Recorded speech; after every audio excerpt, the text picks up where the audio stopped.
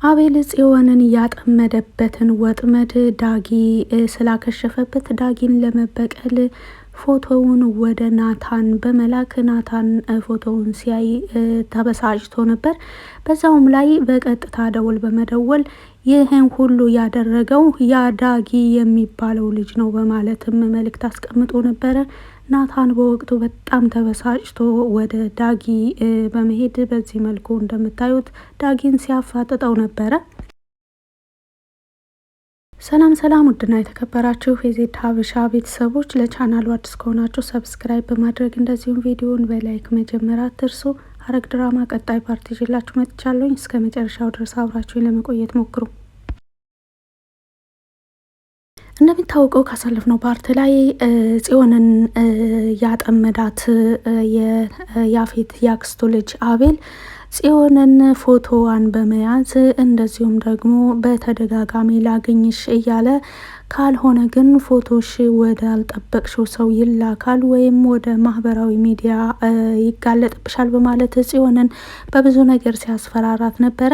ነገር ግን ያ መንገድ ከሽፎበታል።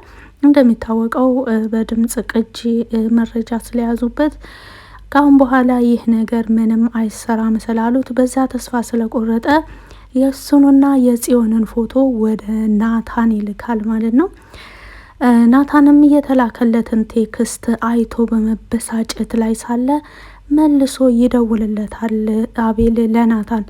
ናታንም ስልኩን አንስቶ ዝም ብሎ ነበረ በወቅቱ እያዳመጠው የነበረው። ፎቶው ደርሶሃል አይደለ? እንዴት አየኸው? በማለት ነበረ አቤል ሲናገር የነበረው።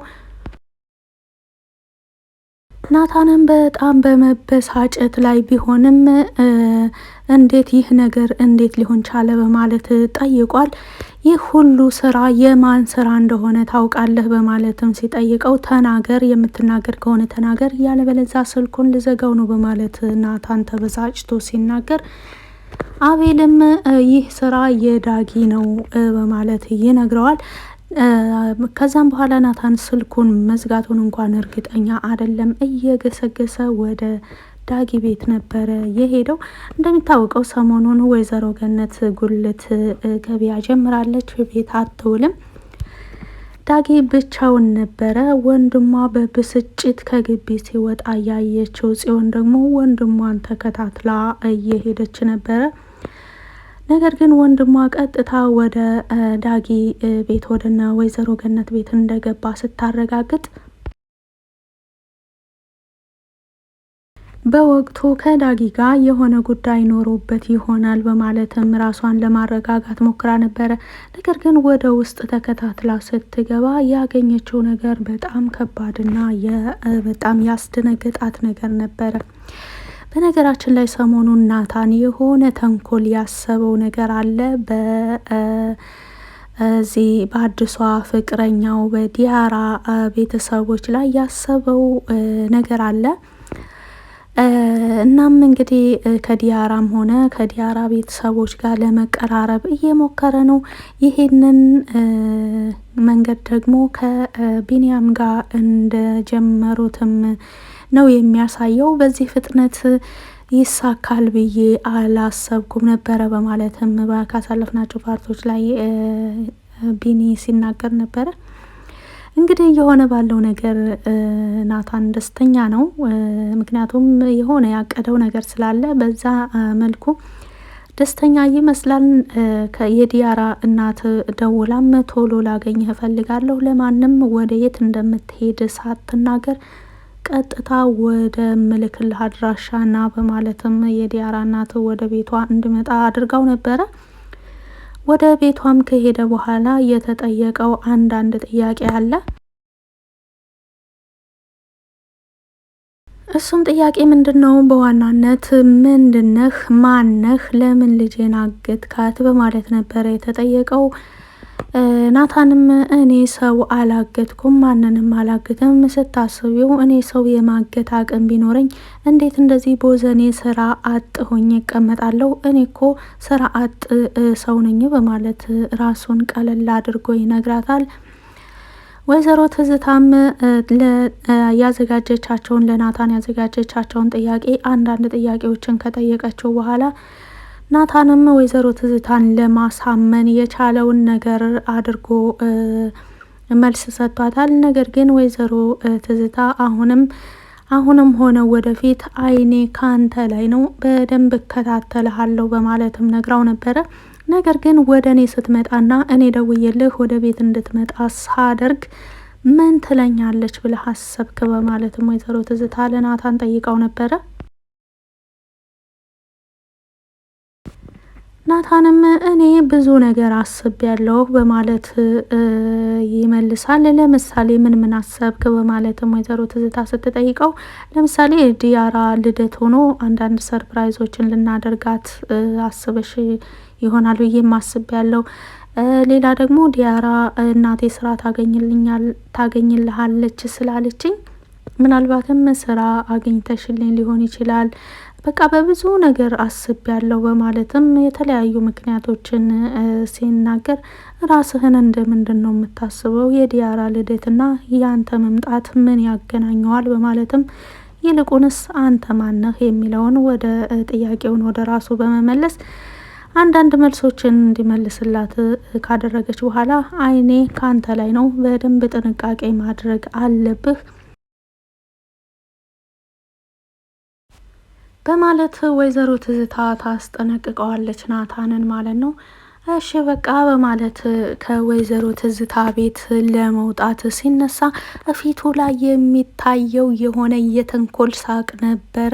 በመጠኑም ቢሆን ነገሮች እየተሳኩለት እንደሆነ ነው የሚያሳየው። እንግዲህ ሰሞኑን ያፌትም ስራው ሁሉ እየተበላሸበት ነው ያለው። ከድርጅቱ ጀምሮ ከሚይዛቸው ሰዎች ጀምሮ በብዙ ነገር ስራው እየተበላሸበት ስለሆነ እየተበሳጨም ነው። ዲያራ ደግሞ የናታንንና የጽዮንን የወንድምና የእህት ፍቅር ታሪካቸውን ስታይ በጣም ቅናት ነገር ተሰምቷታልና ወደ ቤት በመሄድ ወንድሟን በር በመቆርቆር ወንድሜ እኔ የናታንንና የእህቱን ታሪክ ናታን እህቱን እንዴት እንደሚወዳት ሲነግረኝ በጣም ቀናሁ በማለት ተነግረዋለች ለወንድሟ።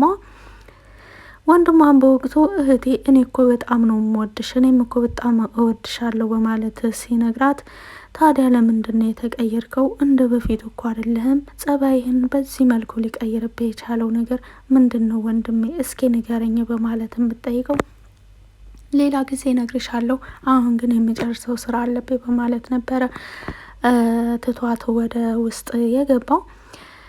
እንግዲህ አቶ ዳጊ ያለበትን ችግር ለእናቱ ተናግሯል። እያንዳንዱ ከአቤል ጋር ያደረገውን ነገር ለእናቱ ሲናገር በወቅቱ ወይዘሮ ገነት በጣም ተበሳጭታ ነበረ።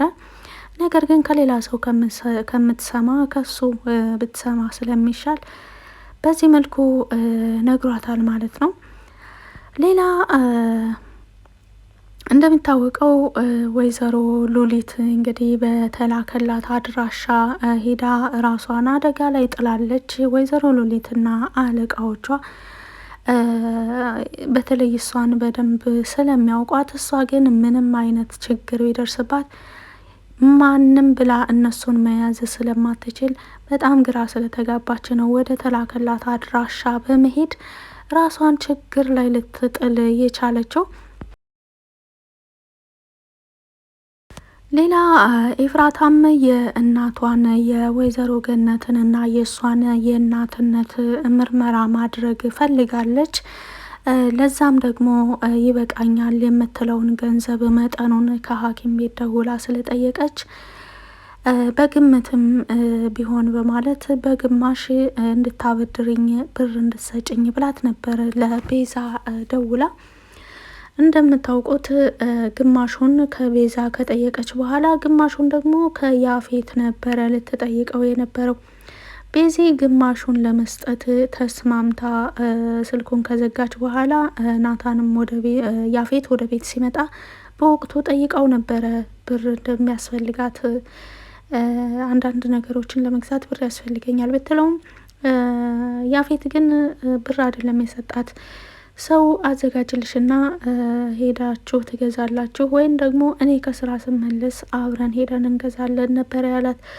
ነገር ግን ኤፍራታ የፈለገችው አብሯት የሚሄድና አብሯት የሚገዛ ሳይሆን ብሩን ብቻ ነበር የፈለገችው። ምክንያቱም እሷ የፈለገችው ምንም አይነት እቃ ለመግዛት ሳይሆን የዲኤንኤ ምርመራ ውጤት ስለምትፈልግ ለሐኪም ቤት ወጪ ነበረ። ኤፍራታ እንግዲህ ውሎ አዳሯን በቤት ውስጥ ያደረገች ብትሆንም ተስፋ አልቆረጠችም። በቤት ውስጥ የሚገኙ አንዳንድ ነገሮችን እያፈላለገችን ያለችው ላፕቶፑን የያፌትን ላፕቶፕን በማንሳት ፓስወርዱን ለመክፈት በተደጋጋሚ እየሞከረች ነው። ምክንያቱም ከላፕቶፕ ውስጥ አንዳንድ መረጃ አገኛለሁ የሚል ግምት አላት። እንደዚሁም ያፌትና ናታንና ቢኒ ስለ ዲያራ እናት አንዳንድ ነገሮችን እያወሩ ነበረ። ቢኒ እየሆነ ባለው ነገር በጣም ደስተኛ ነው። ምክንያቱም ሁለታቸውም ያሰቡት ይሄ አካሄድ በጣም ወደ ስኬት የሚያስኬዳቸው ሊሆን ይችላል። ዲያራንም ግዴታ መቅረብ እንዳለበትም ስለሚያውቅ እንግዲህ እነሱ በሆቴል ተገናኝተው ካወሩ በኋላ ልክ ልጅቷ እንደመጣች ሲያውቁ ቢኒ ተሰውሯል።